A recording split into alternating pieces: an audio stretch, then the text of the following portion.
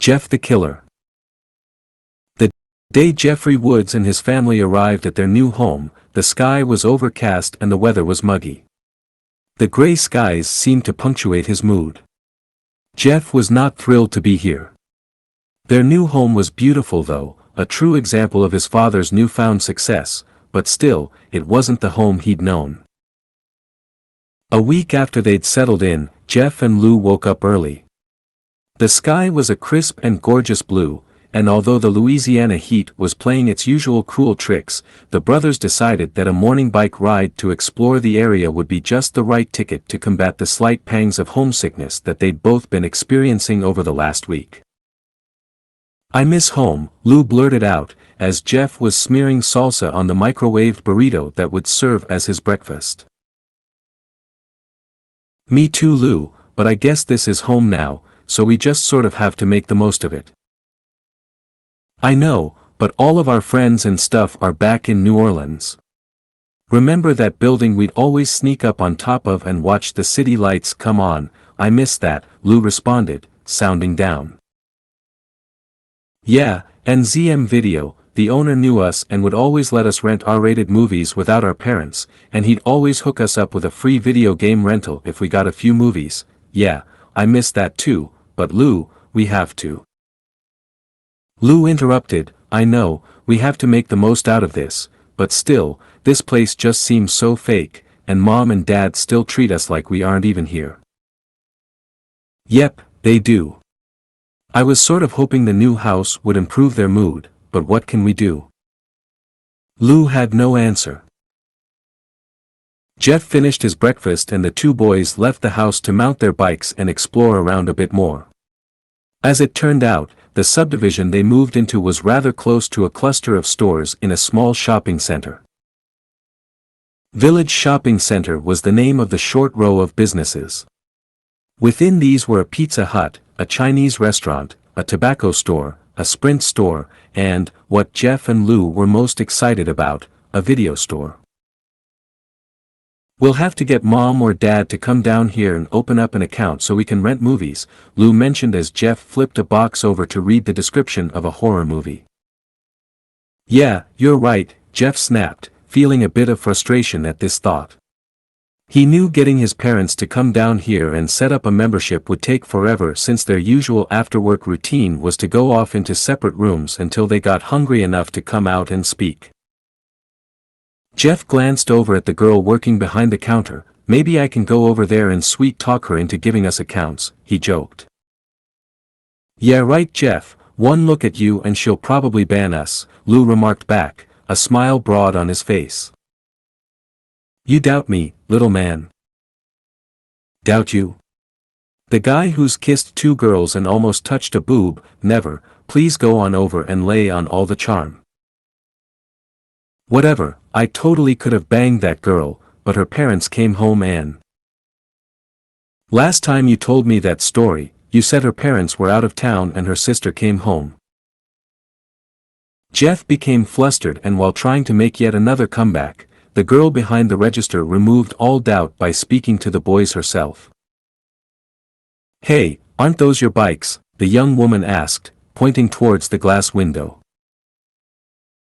Jeff and Lou looked over and saw three boys outside, two of whom were riding around in circles on the Woods brothers' bikes. They would spin them around and then jump off, letting the bikes crash onto the pavement, just to stand them up and ride them again. The two boys riding the bikes were both slim in build, while a heavier boy stood on the sidewalk, drinking a Red Bull and watching. Jeff and his brother made their way toward the doors of the video store when the fat kid saw them coming.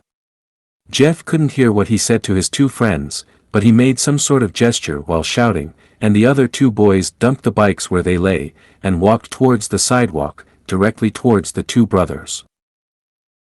"Those your bikes?" one of the boys asked as Jeff and Lou entered the summer heat.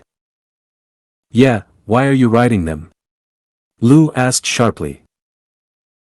"We just saw them there man, relax, figured someone just left them out for us," the same boy responded, as his two friends joined him on either side. Jeff, determined to make a good start here, tried to change the course of this confrontation. Well, they're ours. We just moved here about a week ago. We live over on Fairmont Avenue, a few blocks from here. We were just checking out the neighborhood. Jeff hoped that a civil tone could turn things around, but he could tell by the insolent look on the kid's face that this was a difficult gamble. Good for you, you moved somewhere, the fat kid remarked. Oh yeah, Troy, the first boy spoke, they moved into that piece of shit house with the gravel driveway. I was wondering who would move into that place. Well, Randy, now we know, the big kid, apparently named Troy, replied. Jeff, still trying to salvage the conversation, tried peaceful banter one more time. Okay, so you're Troy and you're Randy. Well, I'm Jeff and this is my brother, Lou. We just moved here from New Orleans. You ain't in New Orleans now, the third boy, who just now decided to speak, remarked. Yeah, and who said you could call us by our names? Randy asked, that insolent, privileged smile never leaving his face. Jeff smiled and responded to Randy, well, I guess I could have called you names, but I figured I would give you the benefit of the doubt. At that moment, a flare of rage replaced the smirk that had rested on Randy's face throughout this entire exchange. The other two boys, Troy and the still unknown third member of his band, seemed to be momentarily struck silent. Perhaps they weren't used to being stood up to. Oh, I'm sorry, was that language too adult for you? Jeff asked.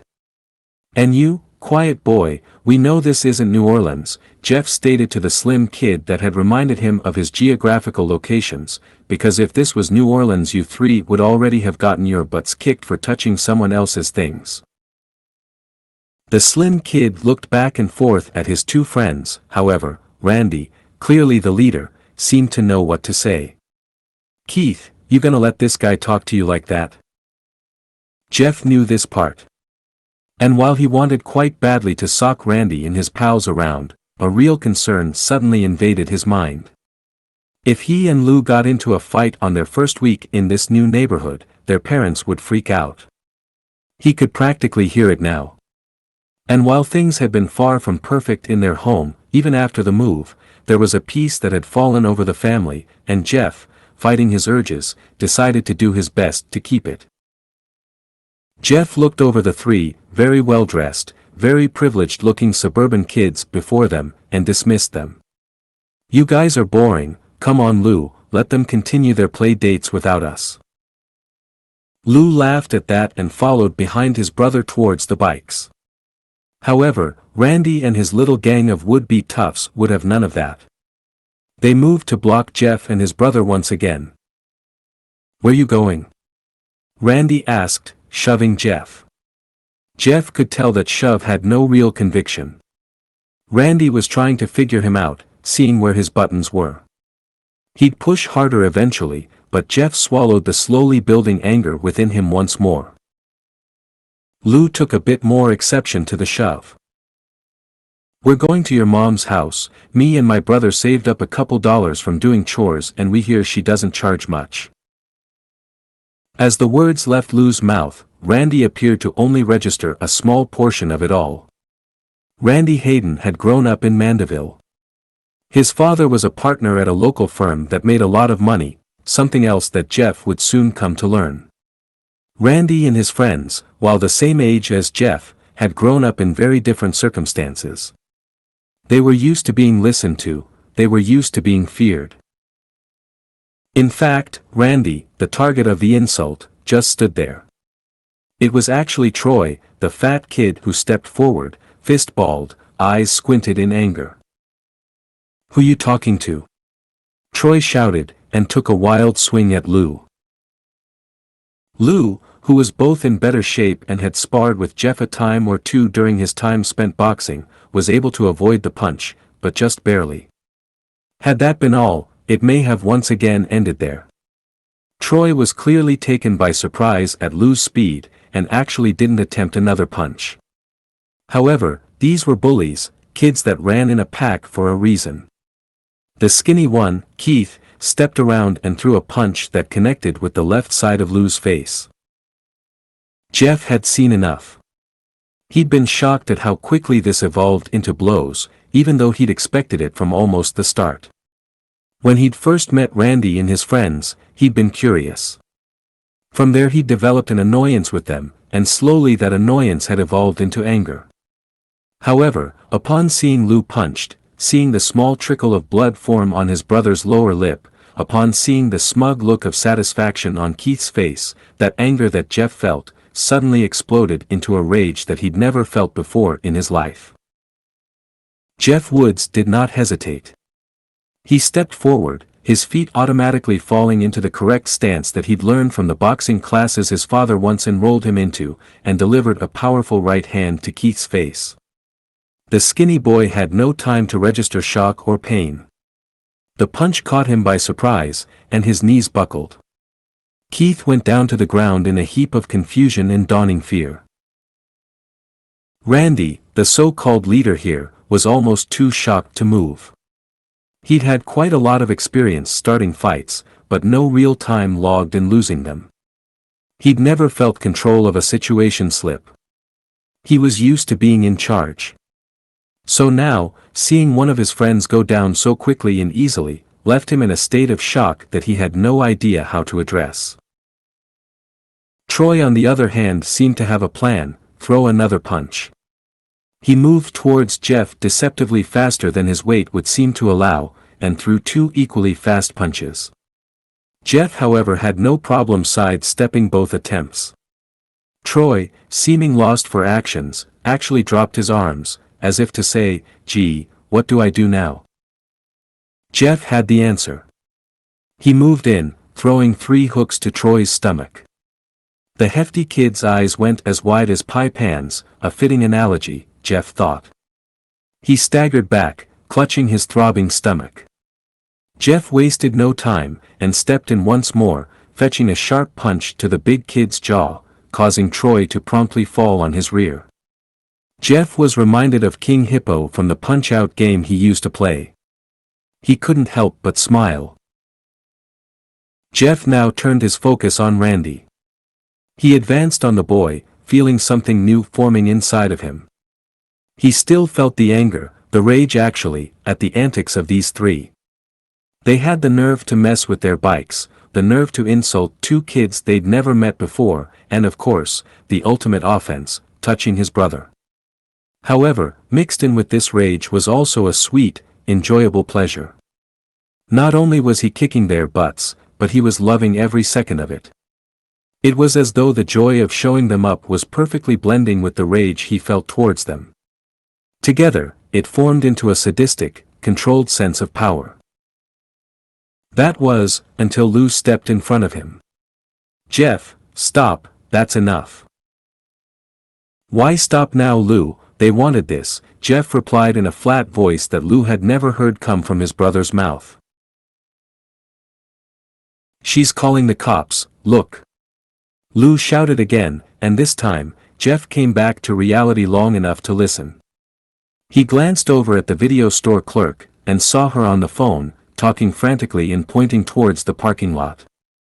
Suddenly, Jeff's strange sadistic haze collapsed, and he regained his former self.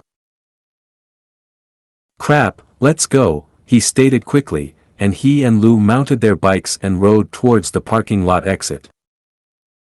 "Yeah, you better run," Randy called behind them. Jeff and Lou paid no mind and pedaled away. A few blocks down the street they dismounted their bikes and began to walk them together. At first, neither brother spoke, then Lou broke the silence. "Jeff, thank you for standing up for me back there, thank you." "Yeah, those guys were pieces of shit, they had it coming," Jeff replied, looking down at the street as they walked. What happened? I've never seen you like that before." "Just defending myself, Lou. What was I supposed to do, let them beat you up?" "I bet they go to our school, I bet we'll see them there, and they won't forget this." "Who cares? We didn't ask to move here, we didn't ask for any of this. Mom and Dad just wanted a bigger house in a nicer neighborhood, and we were along for the ride whether we liked it or not. Think I give a crap what these rich kids think of us? Jeff stated, and went back to looking at his feet. Think we'll get in trouble? Lou asked. For what? Defending ourselves. Yeah, I guess you're right, they did start it, Lou answered, and to the brothers, the matter was closed. However, things were far from over. They found that the trouble they believed they'd escaped was in fact waiting for them at their front door. Jeff and Lou saw the police cars well before they arrived at their driveway. 2 cop cars, both parked in front of their house. Both of them felt their stomachs drop, as they well knew why the police were there. The brothers entered the living room, to see their parents sitting on the couch, the 2 cops standing up, leaning on the wall, writing in their notebooks. What did you 2 do? Shalia practically screeched as the 2 boys entered the house. Lou, younger and less centered than Jeff, began to fall on the defensive. Some kids tried to jump us down by that video store, they were messing with our bikes, and when we went outside, they got in our faces. That's not the way we heard it. Matt Woods interjected, his voice firm and ripe with anger and dissatisfaction. No Dad, that's what happened, Jeff began to explain. We were down at Friendly Video, looking around the store, when these 3 kids started riding around on our bikes. All we did was walk outside, and the kids started talking trash to us, trying to provoke a fight. When we tried to leave, one of them punched Lou. Finally, one of the 2 cops spoke. His name tag read Williamson. Boys, we have some serious complaints about the 2 of you. From what eyewitnesses at the shopping center say, you 2 started the confrontation with Randy and his friends. Jeff took notice at how familiar the cop's tone was when he said Randy's name. This was a small town after all, and there was a good chance that this cop coached Randy in Little League, or drank beers with his dad. Hell, it was even possible that this cop could be an uncle to one of the bullies. No sir, Jeff replied, we didn't start it, they did. We just wanted our bikes, we just wanted to leave. They blocked us. Williamson continued, as though he'd heard nothing Jeff said, several witnesses, including the video store clerk, say that you swung first.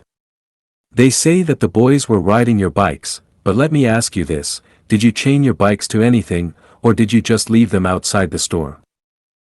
What's that matter? Lou demanded.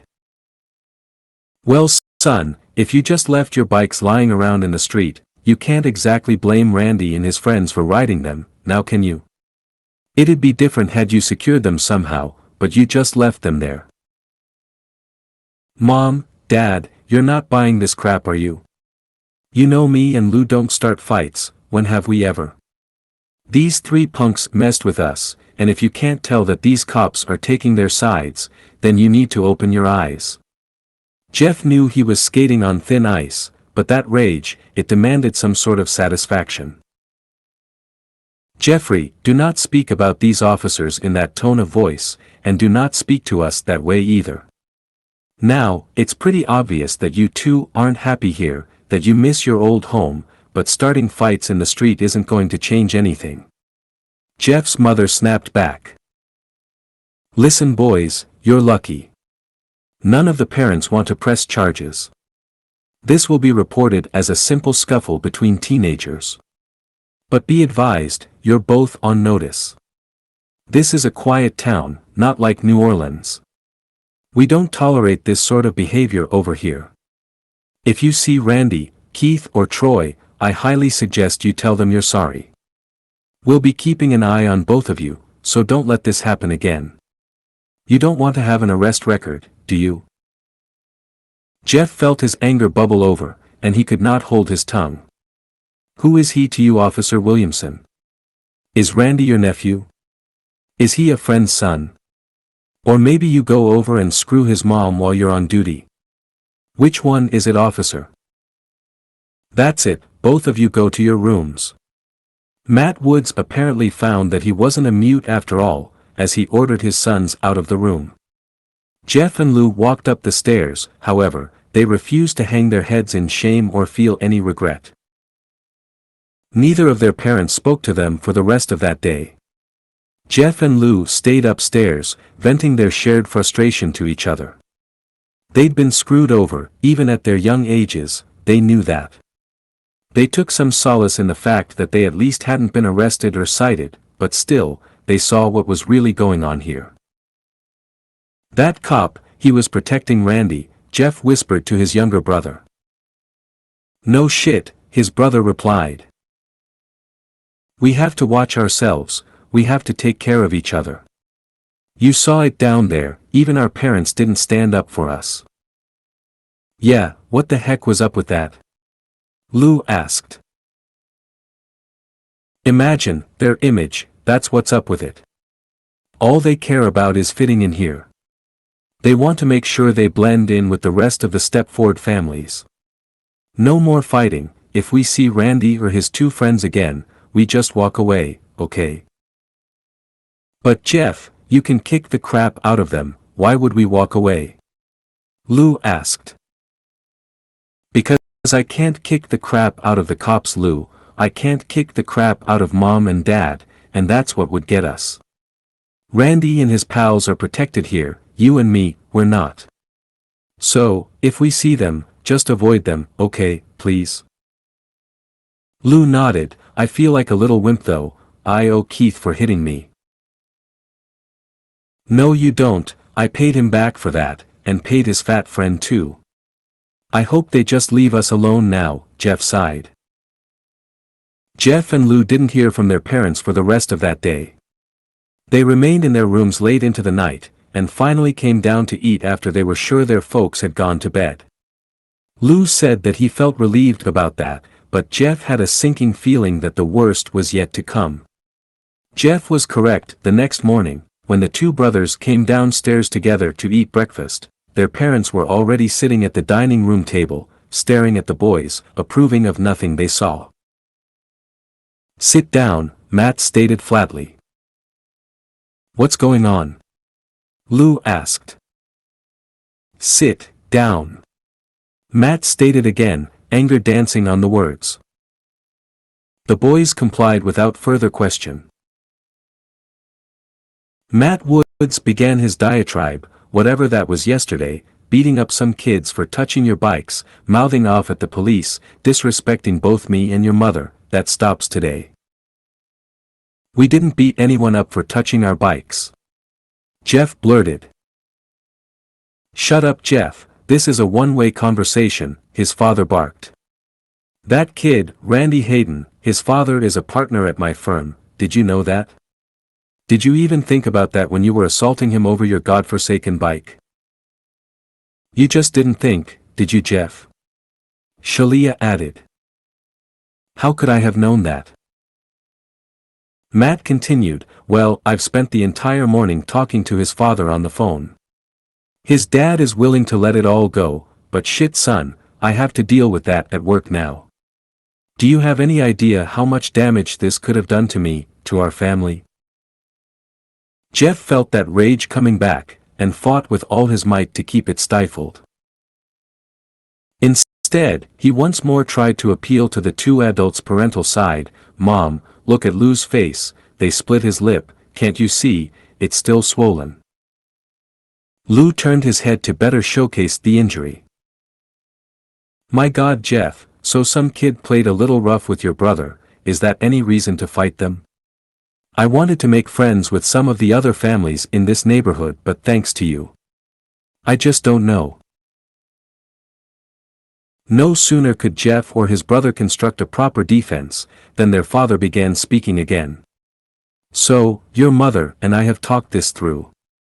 Since there are only a couple weeks of summer vacation left, we've decided that Lou should spend the rest of the season at Aunt Marcy's place. We've already spoken to her, and she is willing to let him come out there and stay." Both Jeff and Lou were floored by this decision. Both boys began to protest at the same time, but they saw the look on their parents' faces. The decision was made. "Why can't we both just go then?" Jeff asked, a last-ditch effort to at least get away from his parents. Marcy doesn't want both of you there, she says you two are too rambunctious, and frankly we agree, Shalia answered. And so it was, Lou was shuttled off to his aunt's place in Abita Springs, Louisiana, a place even smaller and duller than Mandeville, if one can believe that. Jeff watched his brother leave, and then walked back to his bedroom. He felt that rage, however, it began to feel almost pleasant to him. He couldn't explain it. He was furious at this turn of events. His parents had turned their backs on their own children. However, through it all, these new feelings he was experiencing weren't all terrible. This anger, for example, he could almost taste it. It felt like thick, sweet syrup, stirring around in him. Of course, he knew the extra ingredient that would complete the flavor. That satisfying joy he'd felt when he had Randy and his friends on the ropes the day prior, that mixed perfectly with the anger, to create some intoxicating product that Jeff almost craved now. He fell asleep lying on his bed thinking about that syrup, that thick, viscous that seemed to work its way into the very fabric of his soul. He wanted it, yet he knew that it was destructive, and that nothing good could come from sampling it again. Several days passed, and tensions were high between Jeff and his parents. Without Lou around, there was nothing for him to do except sit in his room and play video games. He went outside but didn't venture far from home. He knew if Randy and his goons showed up again, it would likely result in another fight. For a few days, that worked well, and Jeff believed he could get through this. However, his mother changed all of that on an early Saturday morning. Jeff was awoken suddenly by sharp sunlight striking his face. He heard his mother humming, something that she rarely did. Even in his half-sleeping state, he knew that humming was forced. She was doing it to wake him up, and figured the added sunlight would get things there even faster. When she noticed Jeff's eyes cracking open, she sauntered over to his bed, and began speaking in a tone that simply oozed false joviality. At first Jeff had refused. Could his mother be serious? Did she really expect him to go over and make friends with Randy? He was still in bed when his mother stopped her incessant humming long enough to tell him to get up and get dressed. Once he learned why, he told her no way in hell. However, his mother was a shrewd manipulator, and she'd know exactly what would get the job done. She promised Jeff that if he did this for her, went over and made it work with Randy, that Lou could come home the next day. She'd sandbag Jeff right into the corner with that one. He'd no choice but to agree. A short time later, Jeff and his mother were pulling into Randy's driveway. Randy's mother answered the door. "Hi, you must be Jeff," she greeted. Jeff smiled wanly and confirmed that was in fact who he was. "Hello, I'm Shalia Woods, nice to finally meet you in person," Jeff's mother announced, barging past her son and extending a hand to Randy's mother. "Shalia, so pleased to meet you, I'm Bridget Hayden. Sorry to hear that our boys had a little mishap the other day. You know how it is though with teenagers, hormones going crazy and all. Randy never gets into fights, but he explained to me that Jeff and his brother are still new to the area, and haven't quite learned how we do things in Mandeville yet, isn't that right, Jeff?" Jeff couldn't resist a small jab. "Yeah, sorry about that, Miss Hayden. Me and Lou had no idea that it was okay for your son and his friends and mess with our bikes without asking. Bridget, he gets that mouth from his father, never knows when to shut up. How about you and I go in and have some coffee and you can tell me all the great gossip around Mandeville while our boys get to know each other the right way. Randy is in his room, Jeff, upstairs, second door to your left. I'm sure you'll hear the sound of his video games or something," Bridget stated with very little humor to her voice. "Thank you, ma'am," Jeff answered, and entered the house. Jeff knocked and heard Randy answer with, "Come in." "Hey, so, I guess you heard, our parents want us to hang out, get to know each other," Jeff stated with little conviction. "Yeah, that's my mom all right, she doesn't like drama.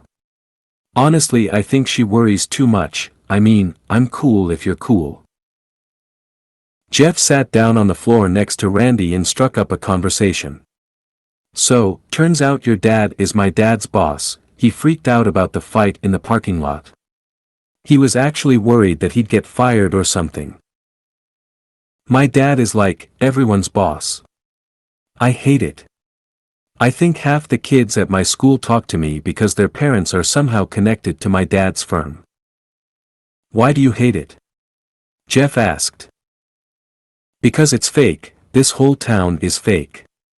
You'll figure it out as you go, but trust me, everyone who lives here is just trying to pretend they're something else. My parents make me do all this crap, all the trophies and stuff, just so they can brag, that's it. Jeff smiled. I know how you feel. My dad had me in boxing class a year ago, because some coworker of his had a brother that worked at the place or something.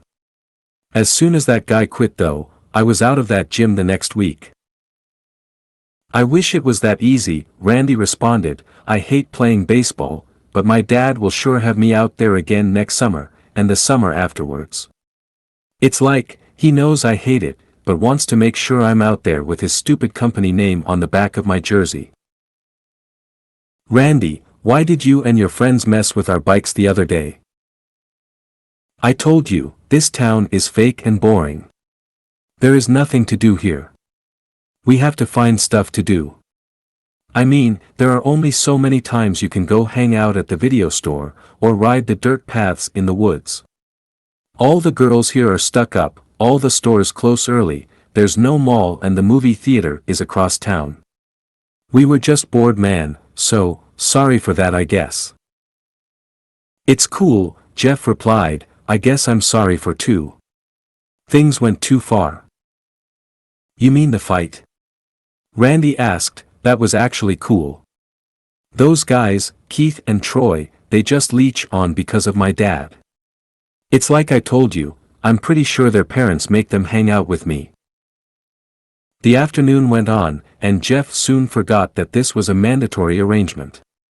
He actually started to find himself liking Randy. Sure, their first encounter was a little sketchy, but he was coming around to the guy, finding that he wasn't so bad once his idiot friends were removed from the equation. About an hour later, things took a new turn. Jeff heard the twin pops of two car doors shutting in near unison, and then heard the engine start up. He dropped the game controller and peered out of Randy's bedroom window, just in time to see his mother and Randy's mother backing out of the driveway. Our parents are leaving, Jeff said. About time. I figured my mom would eventually talk your mom into going shopping, or going to get coffee, or something like that. Jeff heard Randy pause the game.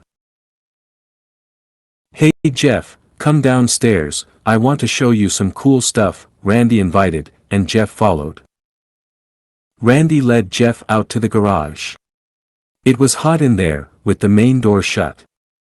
The garage was well kept though, and Jeff observed stacks of magazines underneath a workbench, as well as tools and various other utility items stacked about. Standing in the small, closed-in garage, with the late summer heat lingering about, Jeff began to feel a bit uneasy. Despite the fact that he and Randy had seemed to bond over the last few hours, Jeff couldn't ignore a sense that things were different now that the adults were gone. What did you want to show me? Jeff asked.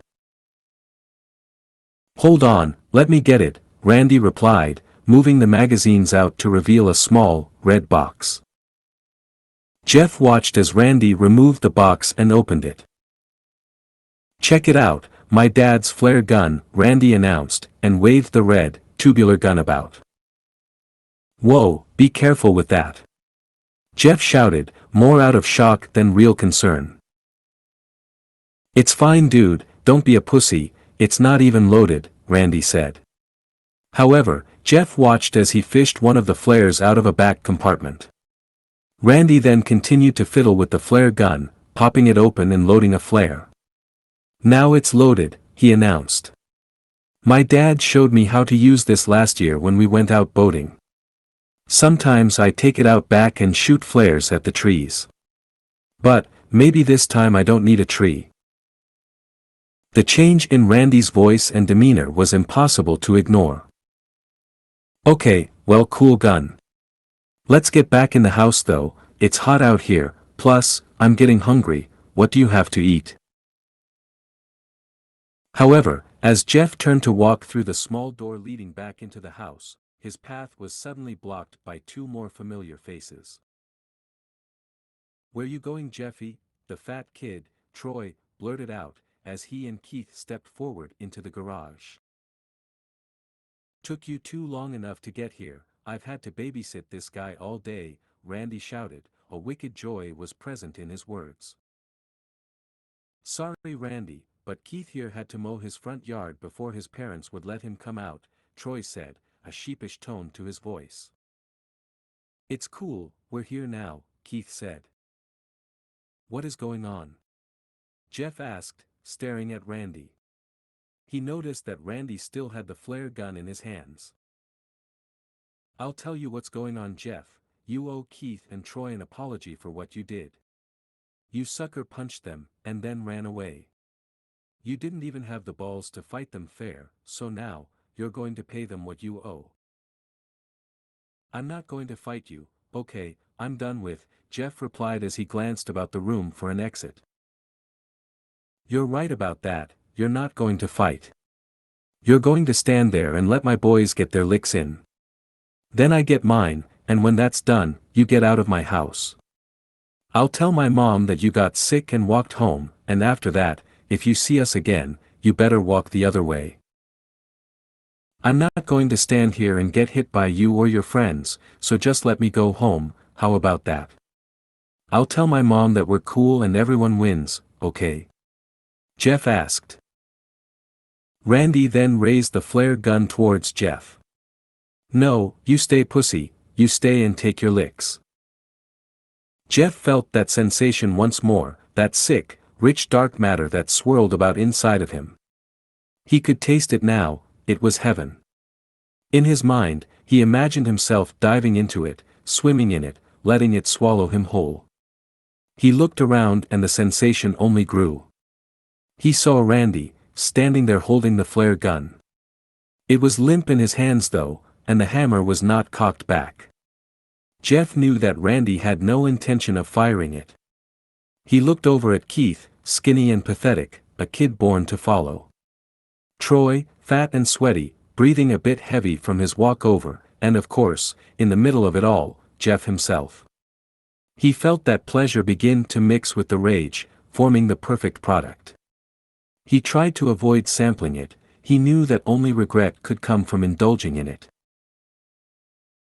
However, when it was placed so close, when the aroma and the promise of that sweet savory flavor was only inches away, Jeff found that he could no more to stand against it than a ship in the ocean could stand against a typhoon.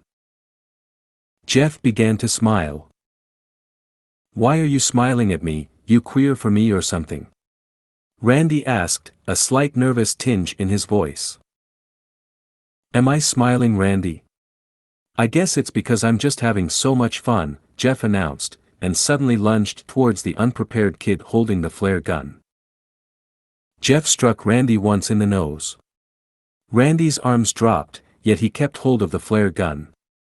Jeff, without even needing to look, realized that Troy and Keith had actually taken a step back, instead of advancing as they should have. Jeff delivered another strong blow to Randy's jaw, causing the boy to drop to the floor. Jeff now turned his attention to Troy and Keith, the two tough kids that had yet to actually make so much as a move in his direction. Troy actually backed up a step and stumbled over the stack of magazines that Randy had moved earlier. Jeff took this opportunity and stepped forward, once again introducing Troy's round belly to his fist. Troy tried to stay on his feet, but Jeff's punches, combined with the stumble over the magazines, caused Troy to fall back, landing hard and striking his head on the concrete slab that was the garage's floor. Keith was actually trying to back away. However, Jeff was currently standing between him and the only exit to the garage, since the carport door was closed. Jeff took 2 quick steps towards the skinny kid, and felt the most intense joy at seeing Keith stagger backwards, knocking his back into the wall. That perfect blend of pleasure, control and rage had come together. Jeff felt as though he was floating above the world. Somewhere in his mind, he knew there would be hell to pay for this, but at that exact moment in time, he couldn't care less. He didn't care about Lou, he didn't care about being arrested, and he didn't care if his dad got fired. All he cared about, in that fraction of time, was hurting Keith. Keith tried to make a run for it, hoping to squeeze through the small gap between Jeff and the door. However, Jeff clipped him a hard right hand to his face, causing Keith to stagger back again. Jeff could see that his knees were buckling, and took full advantage. He moved in, pinning Keith to the wall, and began to deliver blow after blow to the skinny kid's stomach. Keith's eyes became as large as saucers. Once satisfied, Jeff stepped back, and watched in demonic glee as Keith slowly slid down the wall, gasping for air. Randy got back to his feet, but seemed to have no idea what to do. "We done now, Randy? We good, or do you and your friends need more?" Jeff mocked. "No more, we're cool." "How about you?" Jeff asked. "It was Randy's idea," Keith said weakly. "Yeah man, we didn't even want to," Troy agreed. The debate may have continued, but the sound of a returning car broke the tension.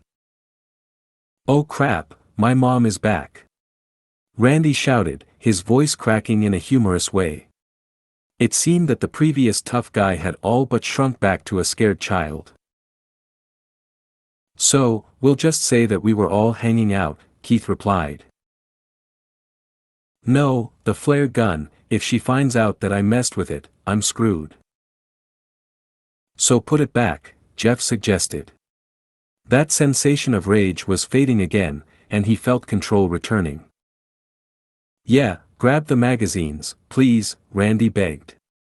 Jeff found that he rather liked that tone, that begging, whipped dog mentality. Jeff was paying no attention to Randy, he was down on the floor calmly gathering the magazines. He didn't really care if Randy got in trouble or not, however, if his mother returned and found trouble, he feared that Lou may not be able to return home as promised. Everything else happened in a flash, both literally and figuratively. Randy, now in a panic over the trouble he'd be in if he was caught playing with the flare gun, had begun to sweat. As his hands frantically clawed over the gun, his thumbs pushed the hammer back, unintentionally. He didn't even notice that the gun was cocked. He was turning it over in his hands, trying to quickly disarm it. He then heard the sound of keys in the front door. He knew that he had only seconds now to hide it. Everything else happened in slow motion. The gun slipped from Randy's sweaty hands as he'd attempted to rotate it once more. He saw it fall to the floor, seeming to float to the ground, rather than fall. Jeff, busy stacking the magazines, had only enough time to register Randy's shocked gasp. He turned to look in the boy's direction, just in time to see the bright red flare gun hit the floor. The gun discharged, launching a speeding ball of fire directly into Jeff's face. Jeff felt the hot flash of heat and pain tear across the left side of his face. After the initial registry of agony, there was no more thinking. Jeff began to scream, clutching the left side of his face and rolling around on the floor. For a while he forgot everything, as he was plunged into that dark, rich syrup once more, the rage almost serving to dull the pain. When he finally did come to a stable level of alertness, he realized he was in a hospital room. Half of his face was bandaged, he knew that much. He wanted to open his eyes and speak, let his family know he was awake, but the drug still had a firm hold. He was awake, but not quite yet functioning. He could hear several familiar voices though. "Is he going to be okay, doctor?" Jeff's mother asked. "Oh yes ma'am, your son will be fine, however, he will have a lengthy road to recovery, and will need your support." The flare struck his face and caused third-degree burns on his left side. "How bad is the eye?" Jeff's father asked. "Hard to say at this point," he'll need to see an optometrist for further review, but the damage appears quite severe. And his face? What about his face? Jeff's mother asked, sounding deeply concerned. Well, we were able to clean and treat the injury in time, so you've no concern for infection or anything of that matter. We'll want him on antibiotics for a while, and he'll need to have the wound cleaned and dressed on a regular basis, but all in all, your son got very lucky. The damage could have been more severe. Doctor, his mother began again, what if there is permanent damage? What do we do about that? As I said, an optometrist will have to examine the eye. Shalia Woods interrupted the doctor, sounding more agitated than before. You're not listening, not the eye, his face. What do we do to correct his face? She demanded. Well, ma'am, we have treated his face. Like I said, there shouldn't be a risk of infection so long as you. She cut him off again, not the infection, his appearance. What can we do for that? Miss Woods, that's hardly a concern at this point. Once he is healed and back on his feet, you can possibly explore plastic surgery to repair some of the damage, but honestly, right now, we can't waste concern on how he looks. What is important is that your son is healthy. He can expect to be back home in a few days, maybe sooner. Jeff's dad spoke again. Okay, thank you, doctor. Can we have some time alone, please? My wife and I need to speak. Certainly, the doctor replied. Lou, why don't you go down to the hospital cafeteria and get yourself a snack? Matt Wood suggested. But I want to be here in case Jeff wakes up, Lou replied. Lou, they told us that Jeff is heavily medicated. They don't expect him to wake up any time tonight. So, just go, and if he does come around, we'll have you paged, Matt replied. Jeff heard the door open and close as Lou exited. His parents both let out a long shaky sigh, but Jeff was starting to believe it was not a sigh of relief, but rather one of stress. We're going to have to homeschool him now, Matt, that's just what it's going to be, we're going to have to keep him home, he heard his mother rant, her voice sounding frantic. What? I mean, he probably won't be able to start school right on time, but I doubt he'll miss a whole year, his father responded, trying to maintain a calmer voice. I'm not talking about that, Matt, I'm not worried about him missing a week or two of school. I mean his face, Matt, you heard what the doctor said, his face is going to be disfigured. Shalia argued back. We don't even know the full extent of the damage yet, Shalia, it could be minor, it could possibly heal, and you heard what he said, plastic surgery could be an option in time. In time? What kind of time? A year, 2 years, and what about in the meantime? People are going to see him and they're going to talk, is that what you want?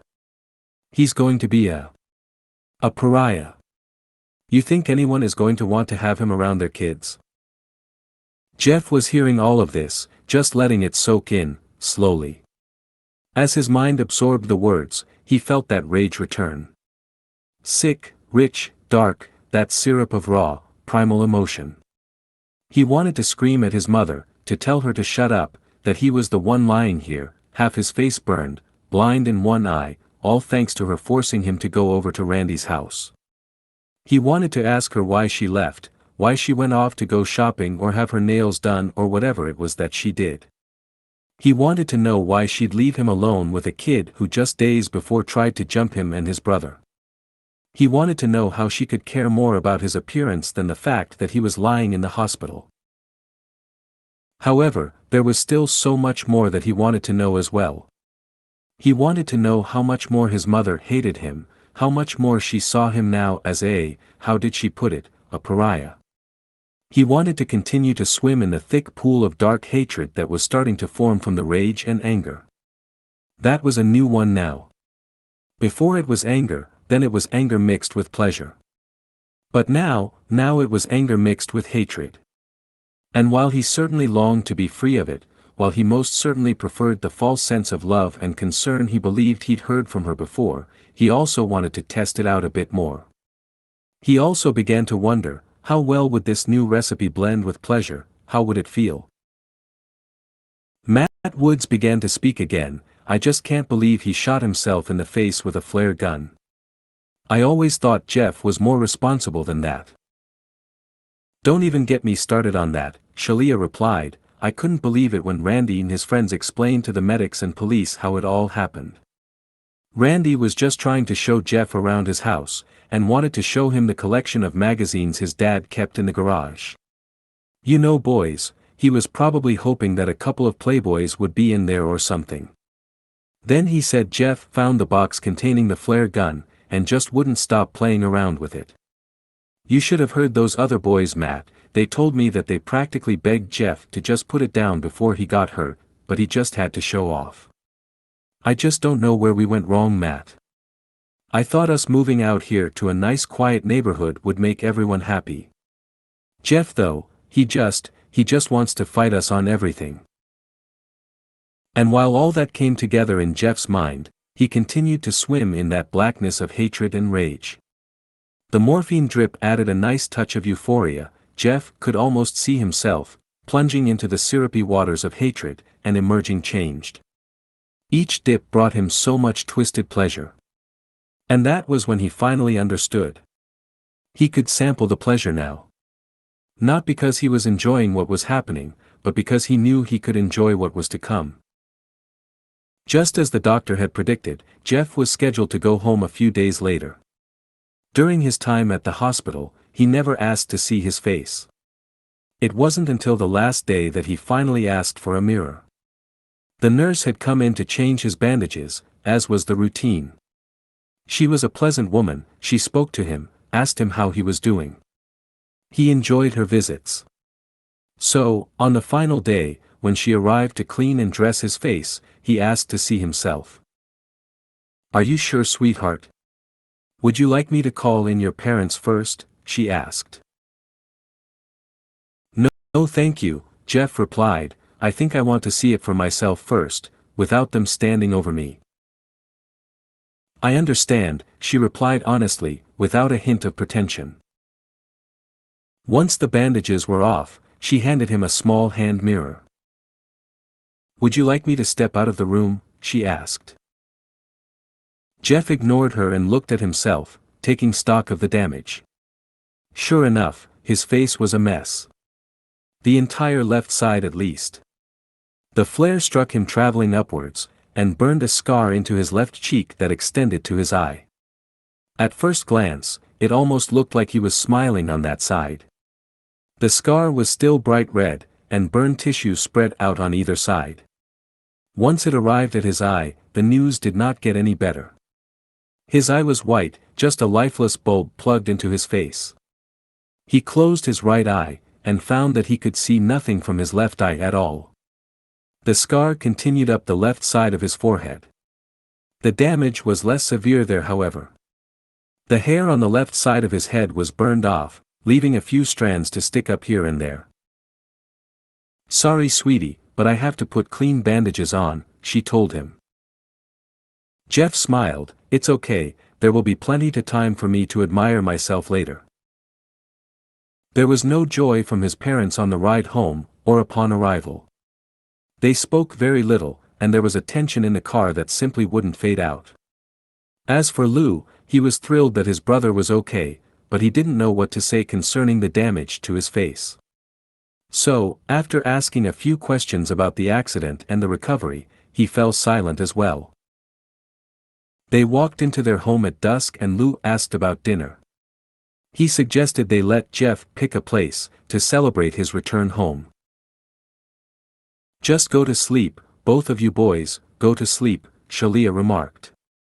She and her husband both retreated to their bedrooms as well, to argue or feel sorry for themselves, who knew. Jeff and Lou didn't speak much that night. Jeff spent most of the evening staring at himself in the mirror. He kept pulling back the bandages and looking at the scars. Lou wanted to see them too, but felt that it might be imprudent to ask. I'm glad you're home, Jeff. I really missed you and I'm glad you're okay, Lou said to Jeff as he stared at himself. I'm not okay, Lou, and neither are you. None of us are really. There is a sickness here. The only difference is, now my sickness shows on the outside as well, Jeff replied, his voice as flat as that on an answering machine. What are you talking about?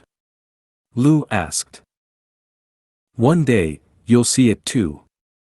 This is what happens though, this is what happens when it all falls down, Jeff said, still peeking behind his bandages. Jeff, I don't know what you're trying to say, Lou responded. Jeff didn't reply though, and after several moments, Lou left him alone. Lou went down to his parents' bedroom and knocked on the door. What is it? The voice of his mother asked. Mom, I think Jeff is acting weird, you may want to come talk to him. Go away, Lou, leave your mother alone, his father's voice answered. Lou, being young, had no other ideas, so he returned to his own bedroom. He didn't know that those would be the last words he'd ever hear his parents speak to him. That night, Shalia and Matt Woods awoke together, both being light sleepers. It took little to bring them out of slumber. The sudden removal of their blanket, as it was snatched from the bed, did the trick just fine. They awoke to see a small light coming from the half-bath that was situated in their master bedroom. The door was cracked only slightly, and the light source was weak. They could make out a human shape, standing over their bed though. What is going on? Shalia grumbled. As their vision came into focus, they realized their son was standing before them. Matt reached over and flipped on the lamp next to their bed. Jeff was standing there, his bandages off, his disfigured face beaming down on them, with a long kitchen knife clutched in his right hand. What are you doing, son? Matt asked, his mind still trying to shake out the cobwebs of sleep. He's got a knife.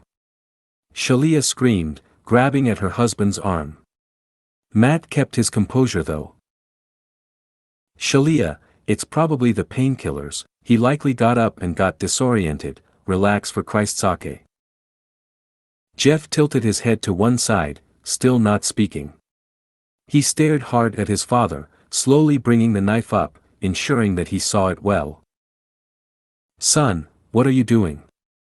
Matt asked.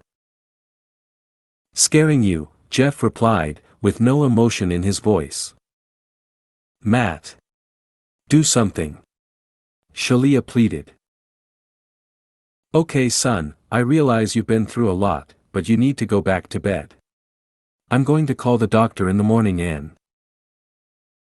Jeff moved quickly across to his father's side of the bed, his head moving about, alternating between a normal-looking young man and the deformed ghoul that had been lurking in the shadows. Okay, son, you've scared me, is that what you wanted? Matt asked, adjusting to the middle of the bed to put distance between himself and his son. Good, now I can start hurting you, Jeff spoke again, with no emotion. His father had time to utter a single syllable, most likely to ask another question, to try and reason with his son. Jeff, however, gave him time to do no more than that. He lunged onto the bed, driving the knife into his father's stomach.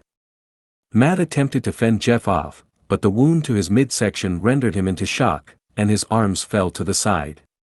Jeff could hear his mother screaming, but paid no mind. He wanted to finish with his father first. Removing the knife, Jeff stabbed down into his stomach 3 more times, quickly. His father gasped and coughed up blood, his body jerked and twitched each time the knife found its mark. After the 3rd time, Matt Woods lay still. Shalia had backed up against the headboard of the bed. She wanted to climb down, make a run for it, but she'd balled herself up between the headboard and the end table. In her frantic state of terror and confusion, she couldn't figure out how to do something as simple as dismount a bed. Jeff. Why are you doing this to us? She asked feebly. Randy started it, you must have known that, but you ignored it. Lou had a busted lip, you must have seen that, but you ignored it. I was shot in the face with a flare gun, but you believed Randy, why? So you could fit in? Jeff asked in a low, almost growling voice. No baby, I believed you, it was, just, your father's job. And we're new here, Anne. Oh God, Jeff, please. His mother begged. Tell me about homeschool, Mom. Tell me all about how you don't want to send me out in public because of my face. Tell me how none of the other kids will want to be my friend, and how none of their parents will want to be yours. Tell me about that, Mom, tell me how nice it's going to be, you homeschooling me. Jeff, please, I was just stressed, I was worried about you, that's all, please. I love you. Mom, I think you should take your own advice, you know, what you told Lou when we got home tonight. He wanted to do something nice to welcome me home, and do you remember what you told us to do instead? Jeff asked, as he now crawled over, cornering his mother on the bed. What did I say? She asked, the question coming out barely a whisper. Go to sleep. Jeff snarled, and drove the knife into his mother's chest. He stabbed her over and over again, and as he did, he finally found that perfect recipe, that heavenly blend. That rage, hate and pleasure all mixed into one perfect formula, and for a while, Jeff became lost in it all. Jeff opened his brother's bedroom door, not surprised to find his brother asleep. He had dozed off with headphones in, so he slept through all the shouting. That was fine with Jeff. It was easier that Lou not have to hear all of that. Jeff sat down on his brother's bed and nudged him slightly. It took a moment, but Lou finally opened his eyes and looked up. Jeff removed his earphones for him. You're free now, Lou, he spoke softly. Jeff, what are you talking about? Lou mumbled, still half asleep. You'll see in the morning. I just wanted to let you know I love you. You've been my best friend, remember that, okay? Thanks, I love you too. Now, let me go back to sleep, Lou replied, already dozing off again. Jeff smiled and stood up. As he left the room, he looked back at his sleeping brother one last time, before he vanished into the night.